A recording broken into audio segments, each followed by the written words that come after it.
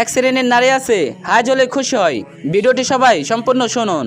এক শ্রেণীর নারী আছে হাই জ্বলে খুশি হয়, ভাবে ভালোই হলো, 6 দিন নামাজ নেই, রমজান নেই, মাসে 6 দিন রোজাও নেই, তারাবির ঝামেলাও নেই, চাপটা একটু কমলো। কিন্তু আরেক শ্রেণীর নারী আছে হাজ শুরু হলেই মন খারাপ হয়ে যায়। তারা জানে এটা আল্লাহর বিধান, সন্তুষ্ট থাকতেই হবে, তবুও ভাবে 6 দিন আল্লাহর সামনে দাঁড়াতে পারবো না। তারা ভয় পায় এই 6 দিনে যদি গুনাহ হয়ে যায়। সালাত তো অশ্লীলতা থেকে বাঁচিয়ে রাখে, এখন তো সেই আশ্রয় নেই।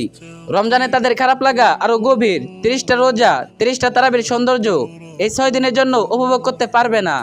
আর ঠিক সেই শ্রেণীর নারীদের উপর তিনি কতটা সন্তুষ্ট, কতটা নিয়ামত দিয়ে ভরিয়ে রেখেছে, এটা কল্পনারও বাইরে। তাদের আন্তরিকতা, আফসোস, লজ্জা, ভয় এসব রব কতটা সুন্দরভাবে কবুল করেন। কারণ ইবাদতের চেয়ে মূল্যবান হলো সেই হৃদয় যেখানে আফসোস থাকে, অনুগত্য থাকে, আর থাকে রবকে হারিয়ে ফেলার ভয়। ভিডিওটি ভালো লাগলে অবশ্যই একটা শেয়ার করে দিন, আর যে যত পারবেন কপি লিঙ্ক করে দিন।